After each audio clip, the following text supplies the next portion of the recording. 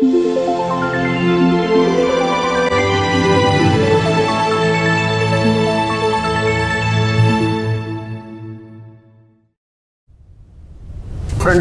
मैं डॉक्टर दीपक तोमर। जैसा हमने पिछली वीडियो बनाई है तो उसमें हमने मुगल साम्राज्य पर डिस्कशन चल रहा है। हम इसमें बाबर, हुमायूं, अकबर, जहांगीर, शाहजहां ये सब कर चुके हैं। आज हमारी औरंगजेब पर वीडियो है, जो अंतिम ताकतवर मुगल सम्राट है, जिसने अगर बात समय की करें तो लगभग 50 साल का समय बैठता है। ये दो राजा अकबर और औरंगजेब, जिनका समय सबसे ज़्यादा बैठता है। हालांकि पहला अकबर का माना जाता है, दूसरा औरंगजेब का माना जाता है। तो अकबर ने जिस साम्राज्य की नींव बहुत अच्छी तरह मजबूत की थी, औरंगजेब ने उसी साम्राज्य की नींव को बहुत बुरी तरह से हिला दिया। और औरंगजेब के मरने के बाद वो साम्राज्य बहुत अच्छी तरह से या बहुत जल्दी से ढलान की तरफ गया और ढह गया साम्राज्य। अब सवाल यहाँ आता है कि जो शाहजहां था, उसकी पत्नी थी मुमताज, जिसका असली नाम अर्जुमंद बानो बेगम था, जो नूरजहां के भाई आसफ खां की बेटी थी। और उसी से 14 संतानें पैदा हुई। 14 संतानों में से 7 जीवित संतान बची, जो एक ही माँ से थी, जिनमें पहला दारा है, दूसरा शाहसूजा है, तीसरा मुराद है, और तीसरा औरंगजेब है, और चौथा मुराद है। 3 बहनें थीं, जहानारा, रोशनारा और गोहनारा। आपस में इनमें इतना ज़्यादा संघर्ष चला, बहन भी बटी हुई थी आपस में, एक बहन एक भाई के साथ थी। और एक ऐसा होता था, एक बहन अपने भाई की मुखबरी करा करती थी। यानी कि जैसे अगर आप देखें कि जहाँ शाहजहां रहता था, दिल्ली या आगरा में, वहीं पर सारी मुखबरी होती थी। इन चारों भाइयों में औरंगजेब का ज़्यादा समय एज ए राजकुमार साउथ में बीता, दक्कन में बीता। और जहाँ उसे संघर्ष करने की ज़्यादा, एक तरीके से उसने ज़्यादा संघर्ष किया, और संघर्ष करने के बाद उसमें ये सब चीज़ें ज़्यादा डेवलप हुई। जो दारा था, ज्येष्ठ पुत्र, वो शाहजहां का प्रिय पुत्र था, जिसको हमेशा शाहजहां सपोर्ट करता था। और शाहजहां की बड़ी बेटी जहानारा भी उसको सपोर्ट करती थी। शाहजहां का दृष्टिकोण बड़ा ही उदारवादी था। वह हिंदू ग्रंथों में भी अच्छा पढ़ता था, और वह हिंदू मुसलमान सबके लिए उदारवादी दृष्टिकोण का था। लेकिन ये एक अलग बात है, बाद में राजा कौन बना, कैसे बना, आइए इस पर डिस्कस करते हैं।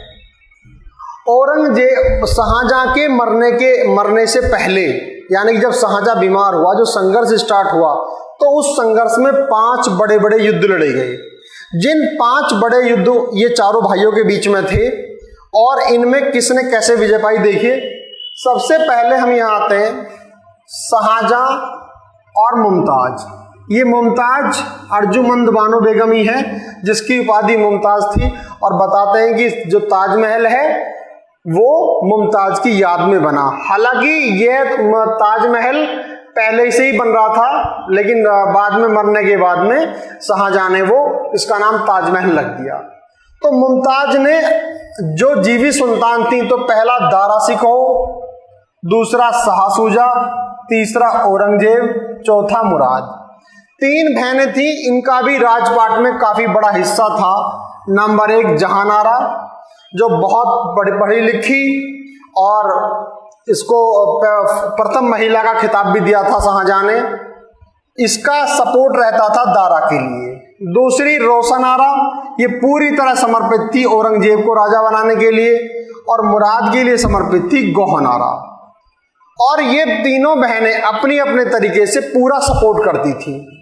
अब यहाँ पर देखिए, शाहजहां जैसे बीमार हुआ, तो उस समय रोशनारा ने खबर भिजवाई औरंगजेब के पास, गोहनारा ने खबर भिजवाई मुराद के पास, और जहानारा दारा के साथ थी, और दारा भी शाहजहां के साथ था, और शाहजहां भी दारा के साथ था।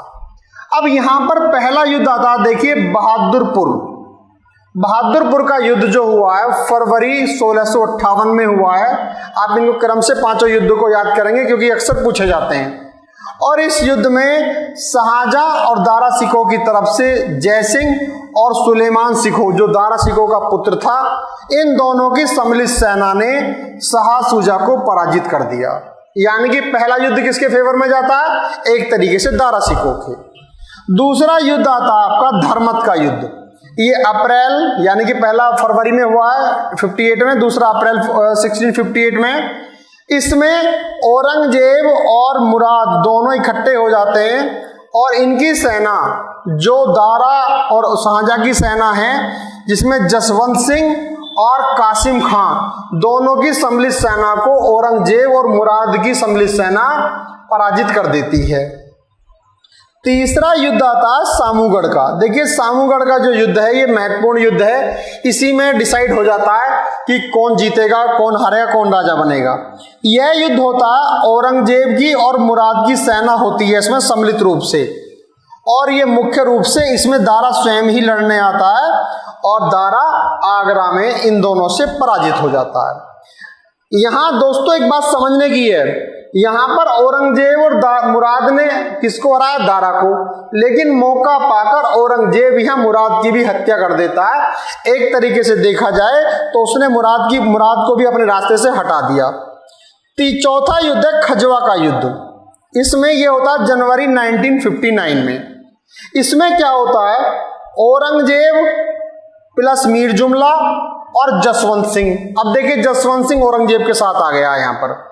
इन तीनों की संयुक्त सेना युद्ध करती है और शाह सूजा को पराजित कर देते हैं। शाह सूजा हालांकि देखिए यहां भी पराजित हुआ शुरू में और चौथे युद्ध में भी पराजित हो जाता है। एक तरीके से सामूगढ़ के युद्ध ने डिसाइड कर दिया कि Aurangzeb became the king of India. चौथा जो पांचवा जो और अंतिम युद्ध है वो है आपका देवराई का युद्ध।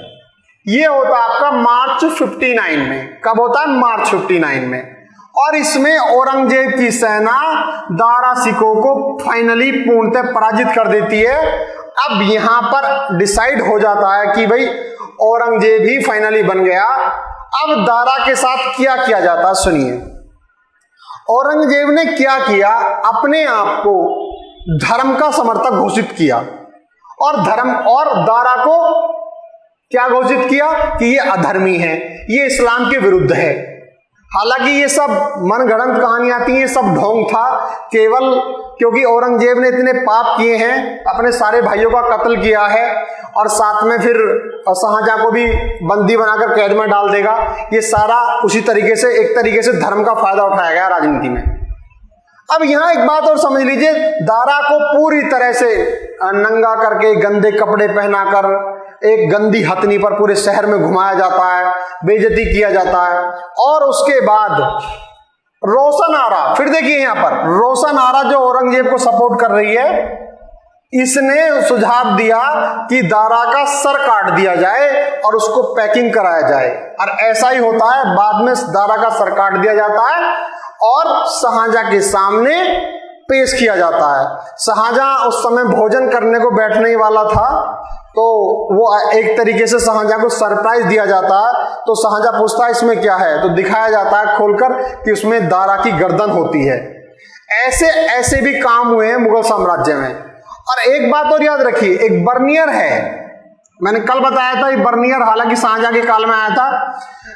बर्नियर फ्रांसीसी था और पेशे से ये चिकित्सक था। तो इसने कहा था कि जो मुगल हैं, मुगलों का जो आदर्श वाक्य है वो क्या है? तख्त या तख्ता। तख्त मतलब सिंहासन, तख्ता मतलब अर्थी।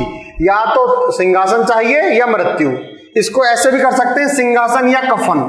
और इसी में एक तरीके से इतना ज्यादा होता है, कितना कत्लेआम मचा, 5 उत्तराधिकार युद्ध हुए। अब सवाल ये आता है कि क्वेश्चन पूछा भी जाता है कि कौन सा मुगल राजा ऐसा है जिसका 2 बार राज्याभिषेक हुआ हो। तो देखिए यहां पर आंसर औरंगजेब लगाएंगे आप, क्योंकि कई बार हमें कंफ्यूजन हुमायूं के बारे में भी होता है कि हुमायूं पहले 1530 से 40 तक रहा, उसके बाद 30 के बाद दोबारा मतलब 55 में दोबारा आया। लेकिन अगर 2 बार राज्याभिषेक की बात आएगी तो औरंगजेब की आएगी। औरंगजेब क्या करता है? पहला राज्याभिषेक अपना 1658 में आगरा में करा लेता है और दूसरा 1659 में दिल्ली में कराता है। अब क्या होता है? चगताई परंपरा। चगताई परंपरा सुनिए क्या है? जब तक पिता जीवित हो तब तक पुत्र राजा नहीं बन सकता। तो औरंगजेब के सर पर उलेमाओं ने मुकुट रखने से इनकार कर दिया। तो उसी में उसमें एक अलग एक व्यक्ति आता है, देखिए उसका नाम है काजी अब्दुल वहाब गुजराती। ये काजी अब्दुल वहाब गुजराती जो है बाद में औरंगजेब का प्रधान काजी बनता है और सद्र, काजी और सद्र बनता है। ये फतवा जारी करता है औरंगजेब के फेवर में और उसका मुकुट अपने आप उसके सिर पे रखता है। और ये काजी कैसा आदमी है, ये छुप छुप कर शराब पीता है और व्यापार करता है। तो ऐसी स्थिति में औरंगजेब के फेवर में हो जाता है ये इस तरीके से। और बाद में यही अब्दुल वहाब गुजराती गोलकुंडा अभियान में औरंगजेब के खिलाफ भी फतवा जारी करता है। बड़ा ही महत्वपूर्ण क्वेश्चन है। तो ऐसी स्थिति में किसने किया? अब्दुल वहाब गुजराती ने। अब आता है, अब औरंगजेब राजा बन जाता है। तो औरंगजेब की पत्नियों के बारे में थोड़ा डिस्कस करते हैं। देखिए औरंगजेब की जो पहली पत्नी है ये दिलरास बानो बेगम है, दिलरास बानो बेगम। आपने सुना होगा काला ताजमहल, द्वितीय ताजमहल या ताजमहल की फुअर नकल, वो दिलरास बानो बेगम जो है उसी का जो ओरिजिनल नेम है, मूल नाम है, वो है रबिया उद दौरानी। रबिया उद दौरानी तो टाइटल है और दिलरास नाम है। तो रबिया उद दौरानी के नाम से इतिहास में जाना जाता है। और ये अकबर की माँ है। कौन से अकबर की माँ? जो औरंगजेब का पुत्र अकबर बाद में औरंगजेब के खिलाफ विद्रोह करेगा। तो जिस समय अकबर का जन्म हुआ होता है तो उस समय ये रबिया उद दौरानी या दिलरास बानो बेगम मर जाती है। इसी की याद में औरंगजेब ताजमहल बनवाता है, ताजमहल की एक्टिंग करता है। मतलब एक्टिंग से मतलब है कि उसे इतिहास में कहा गया है कि ताजमहल की फुअर नकल या काला ताजमहल या द्वितीय ताजमहल वो दिलरास बानो बेगम की याद में ही है, काला ताजमहल या द्वितीय ताजमहल। अब इसके बाद हम डिस्कस करेंगे नेक्स्ट, या रबिया दुरानी के बारे में डिस्कस किया था कि उसकी पहली पत्नी थी और उसके राजा बनने से पहले ही मर जाती है और मरने के बाद उसी की याद में काला ताजमहल या ताजमहल की फुअर नकल है। देखिए दूसरी बीवी है रहमतुन्निसा या नवाब बाई। नवाब बाई टाइटल है।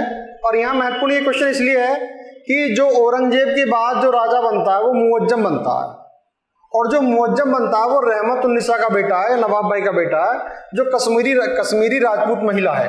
तो एक तरीके से क्वेश्चन बनता है कि जो लेटर मुगल हैं उनमें से कौन हिंदू या राजपूत महिला से पैदा था। तो मुअज्जम की माँ जो थी वो कश्मीरी राजपूत थी, वो हिंदू थी। इसके बाद जो उसकी तीसरी पत्नी आती है औरंगाबादी महल है और चौथी पत्नी है उदयपुरी महल। और उसके बाद एक हीराबाई भी है, एक अलग से नाम मिलता है। इसके बारे में इतिहास में लिखा गया है कि हीराबाई जो थी वो औरंगजेब की रखेल थी। अब इसके बाद देखिए हम औरंगजेब के काल के विद्रोह की डिस्कस करेंगे इसको, लेकिन उससे पहले थोड़ा सा नजर डाल लें। जैसे यहाँ पर हमने पत्नियां डिस्कस की हैं तो पत्नियां जो पुत्रियां हैं औरंगजेब के वो भी काफी हैं, थोक में। मतलब देखिए जेबुनिसा, मेहरुनिसा, जिन्नतुन्निसा, बद्रुनिसा और जुबैदुन्निसा। इनमें जो इंपॉर्टेंट क्वेश्चन है जो जेबुनिसा है, जेबुनिसा जो एक कवियत्री है, एक क्वेश्चन पूछा गया और ये मखफी नाम से लिखती थी, मखफी नाम से लिखती थी। ये जो अपनी कविताएं लिखती थी मखफी नाम से लिखती थी। और यहाँ पर एक खास बात यह कि इसको कुरान कंठस्थ था और कुरान याद होने पर 30,000 मोहर औरंगजेब ने इसको दिया था। ये भी कई बार पूछा गया है। अब सवाल आता है कि औरंगजेब धार्मिक रूप से कैसा था। देखिए नो डाउट औरंगजेब बहादुर था शुरू में, लेकिन औरंगजेब ने धर्म से राजनीति में फायदा उठाया और उसने अपने आप को धर्म का ठेकेदार घोषित किया, इस्लाम का रक्षक घोषित किया। और उसको जिंदा पीर भी कहते हैं, शाही दरवेश भी कहते हैं। शाही दरवेश इसलिए कहते हैं कि वो पूरी तरह से नमाज, कलमा, जितने सब चीजों पर धार्मिक रूप से ध्यान रखता था और इस्लामिक जितने भी नियम है उनका पूरी तरह से पालन करता था, इसलिए उसे जिंदा पीर भी कहा गया है। अब यहाँ पर इसकी जो धार्मिक नीतियां देखिए कैसी हैं। 1663 यानी कि 1663 याद कीजिए। जो अगर हम 1563 की बात करते हैं तो तीर्थ यात्रा कर अकबर ने हटाया था और औरंगजेब ने तीर्थ यात्रा कर लगा दिया। यानी कि धार्मिक नीति का पहला सबूत कि धार्मिक रूप से कैसा था, तो इसने क्या करा, गैर मुसलमानों पर क्या लगा दिया, तीर्थ यात्रा कर। 1669 में गायन पर प्रतिबंध लगा दिया। और एक खास बात यह है कि यह खुद वीणा वादन में निपुण था, बहुत अच्छी वीणा बजाता था। और जब इसने गायन पर प्रतिबंध लगा दिया तो एक बार क्या होता, बहुत सारे जो गाने वाले होते हैं वो कंधे पर एक अर्थी निकाल कर ले जा रहे होते हैं। तो औरंगजेब पूछता क्या हुआ, तो कहता है, वो कहते हैं कि यहाँ पर जो संगीत की हत्या हो गई है, इसको दफनाने जा रहे हैं। तो औरंगजेब इस बात पर कहता है कि इतना गहरा दफनाना कि इसकी आवाज दोबारा ना आ सके। तो ऐसी स्थिति में खुद वीणा वादन का में निपुण है और गायन पर प्रतिबंध कर देता है। देखिए, झरोका दर्शन बंद कर देता है 1669 में, और तुला दान भी बंद कर देता है 1670 में, और जो हिंदुओं को टीका होता था, हिंदू राजाओं को टीका होता, उसे भी बंद कर देता है। लेकिन एक मजे की बात देखिए, एक क्वेश्चन आता है, सर्वाधिक हिंदू अधिकारी किसके काल में थे?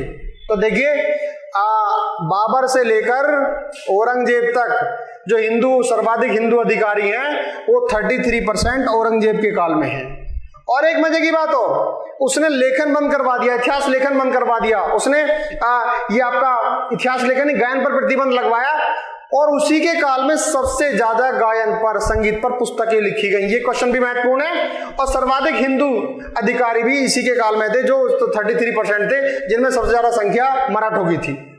दरबार में होली दिवाली सब बंद करा दिए, ये इसकी धार्मिकता का प्रतीक है।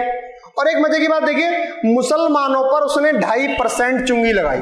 जो व्यापार करने पर टैक्स लगता था, मुसलमानों पर कितना लगाया? 2.5, और हिंदुओं पर कितना लगाया?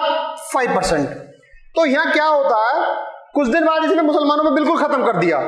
तो क्या हुआ, मुसलमान हिंदुओं का सामान चोरी से पास करवा देते थे अपने व्यक्तिगत हितों पर। जब इसे ये पता लगा तो फिर इसने मुसलमानों पर दोबारा पर 2.5 लगा दिया। इसके बाद 1661 से लेकर 1669 तक, 1661 से लेकर 1669 तक बहुत सारे थोक में मंदिर तोड़े गए। अब लास्ट में इसने 1679 में जजिया लगा दिया। जो जजिया पहले कई बार हटाया गया था, कई बार पहले लगाया गया था। क्वेश्चन पूछा जाता है कि सबसे पहले जजिया किस पे लगाया? तो देखिए, सबसे पहले जो रियासत थी मारवाड़ पर जजिया लगाया। और यहाँ एक बात खास और भी है, जो इतिहासकार सतीश चंद्र हैं, वो कहते हैं कि जो जजिया है वो धार्मिक रूप से महत्वपूर्ण नहीं है, वो महत्वपूर्ण आर्थिक स्थिति बता रहा है, क्योंकि आर्थिक स्थिति बहुत ज्यादा कमजोर हो रही थी, तो उसने इसको जजिया लगा के पूरा किया। और एक मजे की बात, इसने एक जजिया कोष अलग बनाया, कितना धन इकट्ठा होता था। और एक जगह तो मैंने ये भी पढ़ा था कि जब इसने जजिया लगाया तो दिल्ली पर जैसे ही ये निकलता था हाथी पर बैठकर, तो बहुत सारे व्यापारी हिंदू इकट्ठा हो गए, और वो रोजगी उसको ताहने देते कि भाई आप ऐसा क्यों कर रहे हो, रिक्वेस्ट करते। एक बार तो ऐसा हुआ, सबके सब सड़क पर लेट गए। तो औरंगजेब का जो हाथी था सबको कुचलता हुआ निकल गया, और वो रुका नहीं, उसने ये बात फिर भी नहीं मानी। मतलब ये इसकी धार्मिक पॉलिसी आती है औरंगजेब की।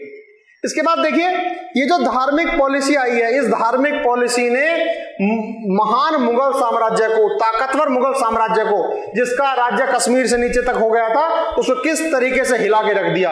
और उसका सबसे बड़ा कारण है जो औरंगजेब के काल में विद्रोह होते हैं। देखिए, जाट भी खिलाफ हो गए, राजपूत भी खिलाफ हो गए, सिख भी खिलाफ हो गए, स्वयं इसके बेटे अकबर ने विद्रोह कर दिया, जबकि जनता में अकबर को ठीक पूछा जाता था। बुंदेलखंड में चंपत राय और छत्रसाल बुंदेला ने विद्रोह कर दिया, और यहाँ पर मराठों ने विद्रोह कर दिया। तो थोड़ा थोड़ा सा हम डिस्कस कर लेते हैं। देखिए, सबसे पहले हम लेते हैं मराठा। शिवाजी ने औरंगजेब की नाक के नीचे अपना साम्राज्य स्थापित कर दिया, और स्थापित करने के बाद शिवाजी की डेथ हुई 1680 में। और यहाँ ये भी महत्वपूर्ण है, 1680 में जब शिवाजी मर गए तो उनके बाद संभाजी, जो शिवाजी का पुत्र था, संभाजी राजा बना, और इसका एक सलाहकार होता है जिसका नाम होता है कवि कलश। क्या नाम होता है? कवि कलश। तो जानते हो, कवि कलश और संभाजी, तो ये जो अकबर का, ये जो औरंगजेब का विद्रोही पुत्र है अकबर, ये क्या करता है, जब विद्रोह करता है तो इसको राजपूत शरण दे देते हैं। और जब राजपूत शरण देते हैं तो अकबर एक चाल चलता है, एक पत्र लिखता है, और पत्र लिखकर ऐसा कहता है कि शाबाश बेटे, तुमने अच्छा किया, तुमने दुश्मन की सेना में जाकर अपनी पैठ बढ़ा ली। और उस पत्र को ऐसी जगह डलवाता है जो राजपूतों के हाथ लग जाता है। इससे राजपूतों को शक हो जाता है, और राजपूत परेशान हो जाते हैं इस बात से। तो राजपूत इसको छोड़ देते हैं, या ऐसे कहिए कि वो संभाजी के पास भेज देते हैं। अब संभाजी शिवाजी का पुत्र है, वो उसको शरण दे देता है, और यहीं पर संभाजी एक गांव में मिलने आते हैं। तो अकबर की सेना, उसकी औरंगजेब की सेना आती है, जिसका सेनापति मुकर्रब खां होता है। और वैसे जो संभाजी का साला था, उसने खबर दी थी उसको कि संभाजी वहां है, और संभाजी के पास कुछ ही सब जवान होते हैं। लेकिन मुगल सेना काफी बड़ी होती है, वो संभाजी को पकड़ लेती है और संभाजी और कवि कलश की हत्या कर देती है। इस बात से मराठों में आग लग जाती है और मराठों का जो संभाजी का पुत्र साहू है तो उसको कैद कर लिया जाता है। अब मतलब औरंगजेब अपने यहाँ मंगवा लेता है। उसके बाद राजा राम कमाल संभालते हैं, जो राजा राम मराठा हैं। उसके बाद राजा राम के बाद उनकी पत्नी ताराबाई, शिवाजी सेकंड, मतलब अंततः क्या होता है, मराठे संघर्ष करते रहते हैं। और साउथ में एक तरीके से ये मानिए आप, जिस समय 1681 में अकबर का विद्रोह होता है तो इसके पीछे पीछे अकबर ये औरंगजेब महाराष्ट्र चला जाता है और अंत इतना बुरा होता है कि 1681 से लेकर 1707 तक वापस नहीं आ पाता, वहीं पर उसकी मृत्यु हो जाती है। मराठे अपने अंदर उसको उलझाव रखते हैं। ये तो बात मराठों की थी। हमने मराठों के लिए अलग वीडियो बनाई है, उसमें सारा क्रम से डाल रखा, आप उसको देख सकते हैं, बहुत अच्छी तरह समझ में आएगा। इसके बाद आते हैं, देखिए हम जाट लेते हैं। मथुरा के पास गोकुला जाट जो छोटी सी रियासत बना लेते हैं, तो ये औरंगजेब के खिलाफ काफी मतलब विद्रोह कर देते हैं। हालांकि गोकुला मारा जाता है, शहीद हो जाता है एक तरीके से। देखिए उसके बाद राजा राम जाट, एक बात याद रखने की, ये राजा राम जाट है और ये राजा राम मराठा है। तो यहाँ पर जो राजा राम जाट है ये क्या करता है, देखिए ये अकबर की जो कब्र होती है उसको उखाड़ लेता है और उसकी हड्डियों को हिंदू रीति रिवाज से जला देता है। तो एक तरीके से यहाँ तो मराठे खिलाफ हो गए, यहाँ पूरी तरह जाट खिलाफ हो गए। और राजा राम के बाद रामचेरा, रामचेरा के बाद चूड़ामन, चूड़ामन के बाद बदम सिंह, मतलब औरंगजेब से बाद भी ये विद्रोह बना रहता है और मुगल साम्राज्य को हिलाने में कामयाब हो जाते हैं। अब इसके बाद आते हैं राजपूत। देखिए जसवंत सिंह मारवाड़ का शासक है और वो औरंगजेब को काफी सपोर्ट भी करता है, लेकिन और जसवंत सिंह की मृत्यु जमरूद में हो जाती है। हालांकि कुछ इतिहासकार ये भी कहते हैं कि औरंगजेब ने जसवंत सिंह को जहर दिया था, विष दिया था, उससे मृत्यु हुई थी।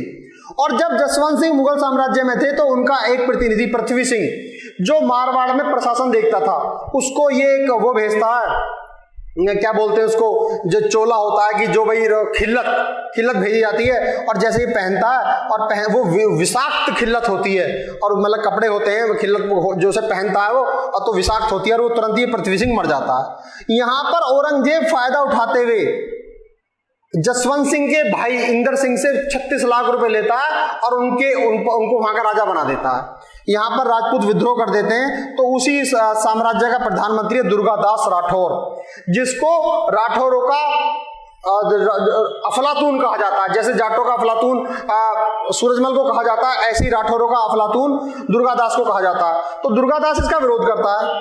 एक बात और होती है, जिस समय जसवंत सिंह की मृत्यु होती है तो उसी समय राजस्थान में जसवंत सिंह के एक पुत्र पैदा होता है जिसका नाम होता है अजीत सिंह। तो औरंगजेब उसको मारने से इंकार कर देता है और वो नकली बताता है उसको, लेकिन उसको अपने यहाँ मंगवा लेता है, मारना भी चाहता है। और राठौड़ दुर्गादास राठौड़ 30 साल तक, यानी कि ये मारवाड़ राजपूत जो है मारवाड़ के 30 साल तक लगातार युद्ध करते रहते हैं मुगलों से, और जब तक अजीत सिंह बड़ा नहीं हो जाता, यानी कि औरंगजेब के मरने के बाद अजीत सिंह यहाँ का राजा बनता है, जसवंत सिंह का पुत्र। और एक बात और थी, जिस समय अकबर ने विद्रोह किया था तो अकबर का बेटा था बुलंद अख्तर और अकबर की बेटी थी सफियतुन्निसा, तो वो यहीं पर राजपूतों के पास छोड़ जाता है और वो भी बच्चे बड़े हो जाते हैं, उधर अजीत सिंह भी बड़ा हो जाता है। तो बाद में जो राजपूत सरदार दुर्गादास राठौड़ हैं वो सफियतुन्निसा और बुलंद अख्तर को बड़ा होने पर औरंगजेब के यहाँ पहुंचा देते हैं, जबकि अजीत सिंह नहीं चाहता। हालांकि कुछ इतिहासकार ये भी कहते हैं थोड़ा उनमें प्रेम प्रसंग था, लेकिन यह कहानी कुछ वैसी है, इतिहास की दृष्टि से देखेंगे इसको हम। तो यहाँ पर 30 साल तक युद्ध चलता है और ये भी औरंगजेब के साम्राज्य को हिलाने में पूरी तरह मदद करते हैं। अब आते हैं सिख। देखिए सिख समय समय पर सिखों ने बड़ा बलिदान दिया है और सिखों के 10 गुरु हुए हैं।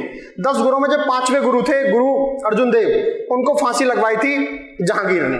अब यहाँ 9वें गुरु हैं गुरु तेग बहादुर, इनको फांसी लगवाई जाती है, इनको मृत्युदंड दिया जाता है औरंगजेब के काल में। अब यहाँ पर रही सही कसर पूरी हो जाती है। अब सिख भी पूरी तरह से विद्रोह में लग जाते हैं और एक तरीके से साम्राज्यों को हिलाने में पूरी मदद करते हैं। अकबर का विद्रोह मैंने आपको समझा दिया, लेकिन फिर भी मैं एक बार बता दे रहा हूं आपको। अकबर किसका बेटा था? जो बताया था मैंने, जिसकी याद में अकबर ने काला ताजमहल बनवाया था, ये इसका बेटा था। 1681 में ये विद्रोह कर देता है और विद्रोह उस समय करता है जिस समय राजपूतों पर ये हमला करने होते हैं तीनों मिलकर, औरंगजेब के साथी सब। तो उस समय ये साउथ भाग जाता है, तो औरंगजेब भी इसके पीछे पीछे चला जाता है। बाद में ये साउथ से ये फिर फारस चला जाता है और फारस में अकबर की मृत्यु हो जाती है। मतलब इसका भी काफी बड़ा विद्रोह है अकबर का। इसके बाद में बुंदेलखंड। देखिए चंपत राय विद्रोह करता है इसके खिलाफ। चंपत राय का बेटा छत्रसाल है, जो छत्रसाल इसकी छत्रछाया में रहता है औरंगजेब की में। लेकिन जब छत्रसाल जाता है तो उसकी मुलाकात शिवाजी से होती है और शिवाजी के करैक्टर को देखकर छत्रसाल बहुत ज्यादा प्रभावित होता है और शिवाजी समझाते हैं विद्रोह करने के लिए। फिर छत्रसाल विद्रोह कर देता है औरंगजेब के खिलाफ और बुंदेलखंड में अपनी स्वतंत्र रियासत बना लेता है। आसपास में सा काफी बड़ा साम्राज्य था। मित्रों, यहां पर जो हमने बात बताई मुगल साम्राज्य के बारे में, औरंगजेब ने लगभग 50 साल राज्य किया। लेकिन औरंगजेब की जो धार्मिक नीतियां रही थी, ये हिंदुओं पर जो कर लगाए गए थे, ये तरह तरह की जितनी भी चीजें रही थी, जजिया लगाया था, इससे जनता में बहुत ज्यादा विद्रोह की भावना पनप गई और पूरे देश में विद्रोह होने लगे जगह जगह। और जब तक औरंगजेब जिंदा रहा तब तक तो उसने मुगल साम्राज्य को रोके रखा। लेकिन उसके मरने के बाद ही मुगल साम्राज्य बहुत स्पीड से, जैसे ढलान से कोई पत्थर लुढ़क जाता, इस तरीके से मुगल साम्राज्य आर्थिक दृष्टि से भी कमजोर हो गया, राजनीतिक दृष्टि से भी कमजोर हो गया और वहां एक तरीके से जो लाल किला था वो नाच गायन का अखाड़ा बन गया। इसके ये इस समय हमारी ये पूरे मुगल एक तरीके से बाबर, हुमायूं, अकबर, जहांगीर, शाहजहां, औरंगजेब कंप्लीट हो गए। अब इसके बाद हम नेक्स्ट लेंगे। ये हमारी वीडियो लगातार चलती रहेंगी।